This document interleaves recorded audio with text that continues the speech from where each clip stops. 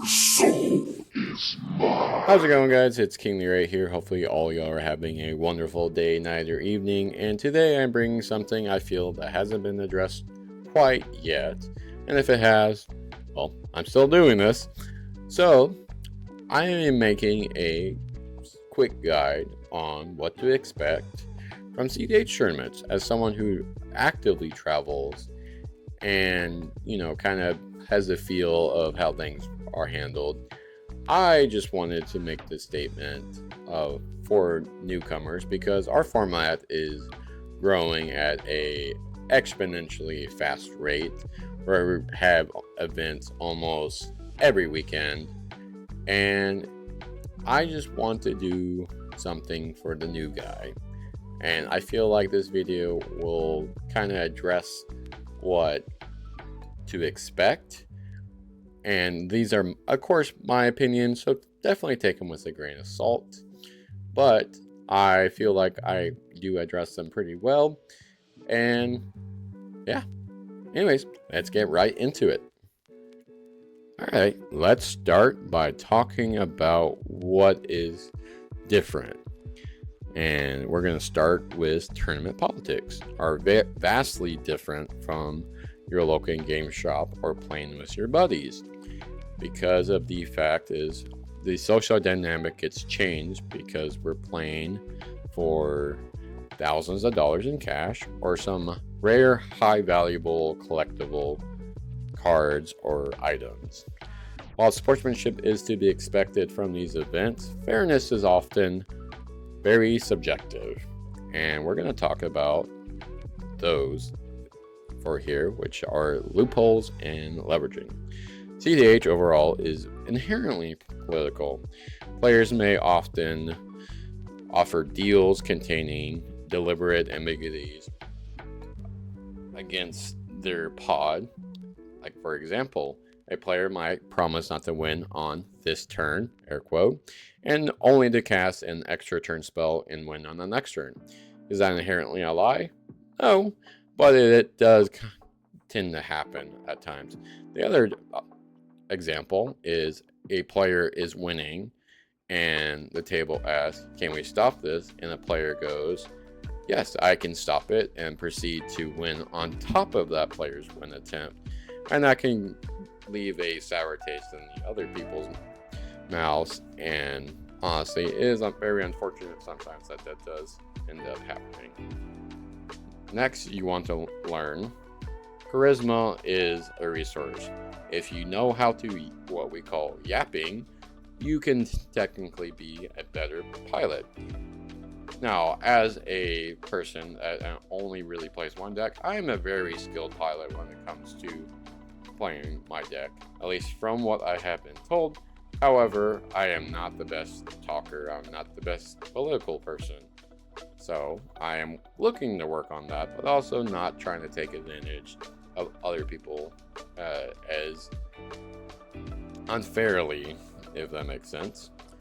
And also, for these deals, just remember the TOs and judges will not enforce these air quote deals. If you make a verbal contract with someone and they break it, that is not against the rules. You will only find responsibility on yourself for making those actions. And then lastly, I want to discuss for politics.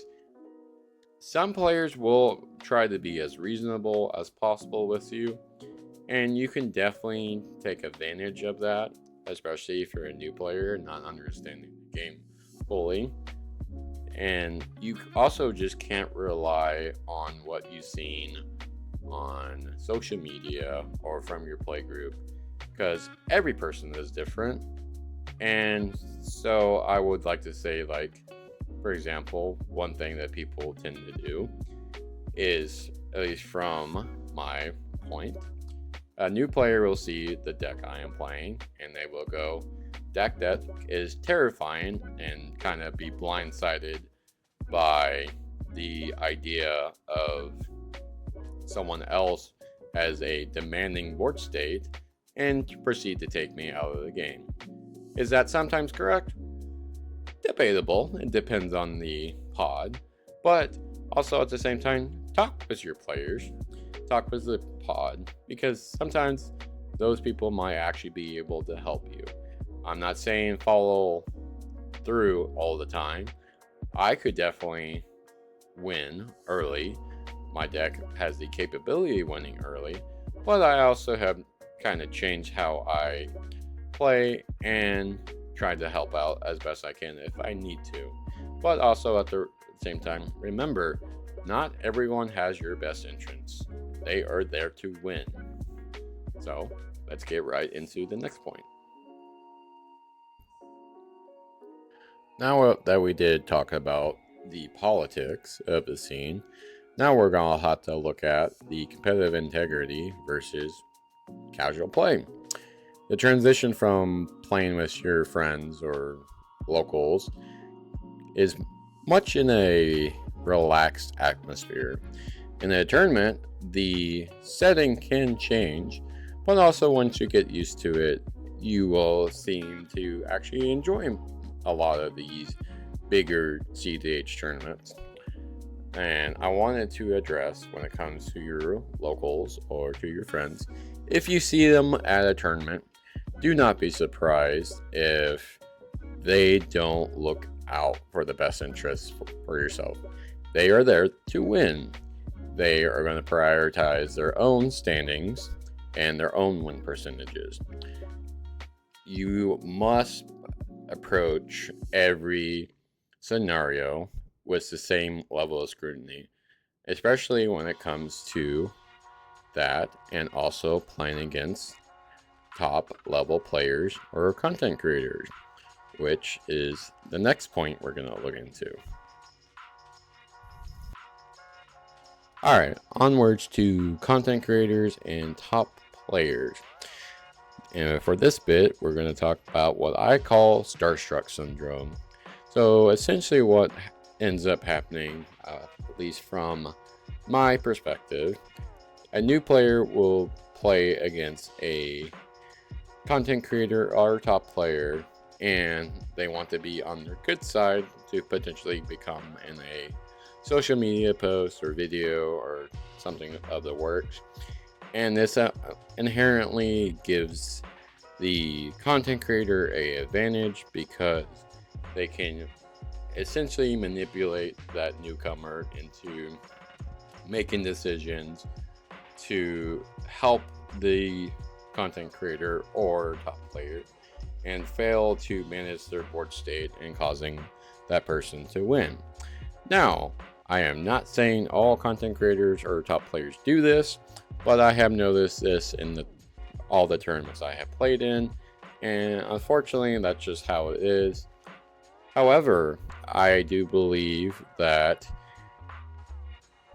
as a newcomer, what you need to do is make sure everyone is equal, not just these content creators or top players. Make sure you are communicating with the whole table, because if you just give one person an advantage because you believe you're doing a good thing for that content creator or top player, then it's just going to make the whole game pretty much miserable, and you'll have a lot less time. It'll be enjoyable time, and my goal is to kind of help fixate that. Also, when it comes to these, they need to be held accountable.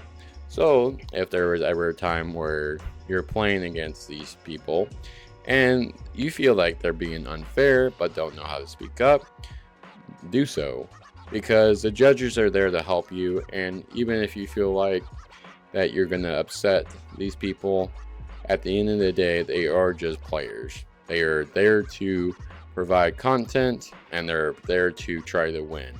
They don't have what's in best interest in you.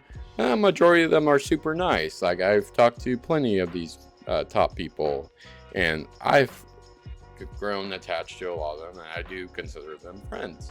However, like I said previously, I don't believe that newer players should be taken advantage of, especially when it comes to these types of situations. And I'm hoping that from this guide that people can learn, like, hey, we're all here to play Magic, have a good time, try to win, and make sure we're all being sportsmen. So, anyways, let's get right into the next point. Now on to the importance of judge calls. So, a lot of the times, I feel like newer players have this anxiety against them when it comes to calling over a judge. Either they feel like they are doing something wrong and they can't address it, or they just don't know how to approach it. And I just want to tell y'all, essentially, don't be afraid. If you are having an issue or you don't understand the ruling, call a judge over. They are there for the integrity of the game. They want to help you as best as they can, and they are there to ensure you have a good and fair time. So, when it comes to judge calling, always try to do so if you feel there is a problem with the board state, you made a misplay, your opponents made a misplay, either by accidentally looking at extra cards, doing something incorrect, missed triggers, anything like that. Also call them over if a player is being very unsportsmanlike. Doesn't matter who that player is. If you feel they are being way too aggressive or being way too over political, you can definitely call a judge over to watch the game and try to address it. And lastly, if you feel that someone is intentionally trying to slow play you, call a judge. Because if you don't and you try to wait until after the game is over, they will not be able to help you because they were not able to see it during the game. So, again, I will state this. Don't hesitate. Call a judge. They will be there to help you as best they can. And if there is a floor judge that you don't agree with, appeal it to the head judge. They are there, like I said, to give you best integrity of the game and to help you understand the rulings and to progress you as a player. Now, on to the next point. When it comes to cEDH tournaments, a lot of people, like I stated, when it comes to the judge scenario, can be very anxious. So, to let people know, from my experience traveling the country, going to as many cEDH tournaments as I have, it is usually better to go with friends or someone you can trust, either a loved one or a family member or anything like that. And the reasoning for this is not just a anxiety clarification and trying to remove that, it's also a safety and an insurance thing. Because I have noticed that players tend to get a better deal when it comes to, for example, sharing a hotel or Airbnb, getting food together, planning on doing other things outside of the tournaments, and just overall having a grand time. I would definitely recommend, for logistics, cost sharing, and personal safety, like I mentioned, that is the best to bring your peers or to find people to go with. Also, it gives you the opportunity to meet other community members because they might know people, or even content creators or top players in a comfortable environment. And it is always enjoyable being able to talk with friends, being able to do more. This past weekend, I was able to go back to California and play an event, but also was able to meet new people while hanging out with friends I met through social media. So, bring a friend, bring a trusted person, bring a loved one. Just don't go by yourself. It is usually Not the most ideal unless you are forced to, but even then, try to connect with people. You will have a way better time. And then on to our last point.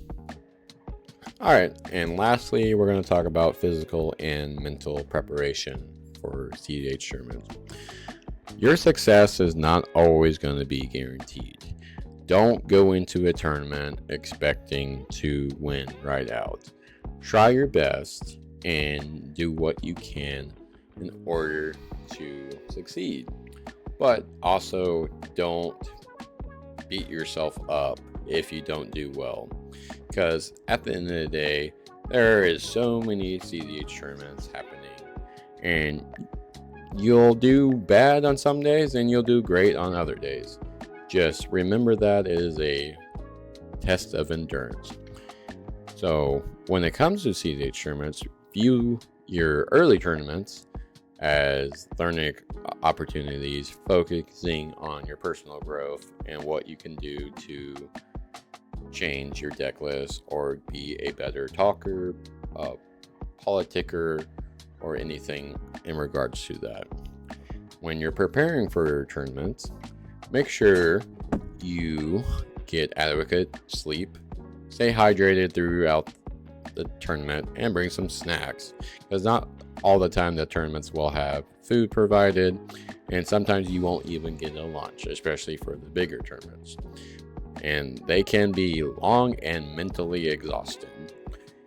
Now, you also want to, if you did bring a friend group or someone you can trust that does play Magic, you make sure to use them for testing. Try out any new changes you made to your decks, ask for advice, because a lot of the time, even though they are your opponents, people do want to try to help you before the event, even if they are looking out only for themselves. So refine your deck list and practice specific matchups before tournaments to ensure you get the best time and just see what you can learn from them. And that is going to be it for this. And that's going to be it for this video. And despite the challenges, the cEDH tournament scene is very rewarding and thrilling. The flaws of the format are far outweighed by the connections made and a high level gameplay experience.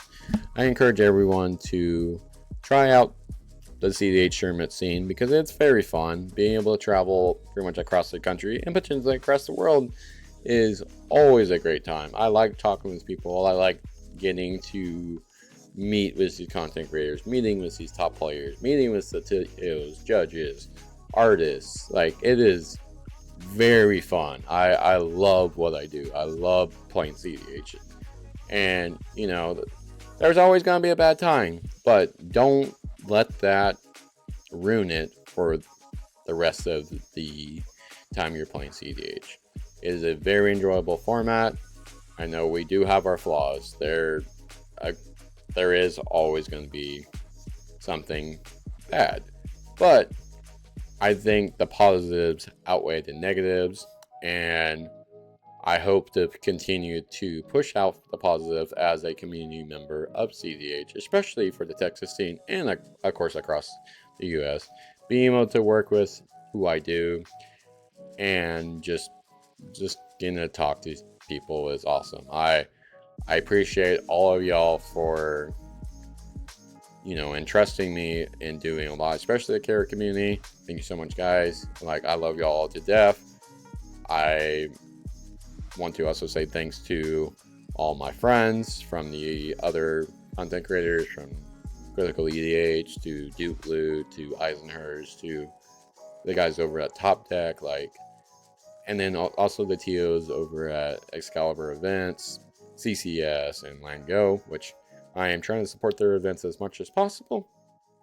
And yeah, speaking about Land Go, if you are going to participate in any Land Go events, make sure to use the code KING, K-I-N-G, and you'll get 10% off.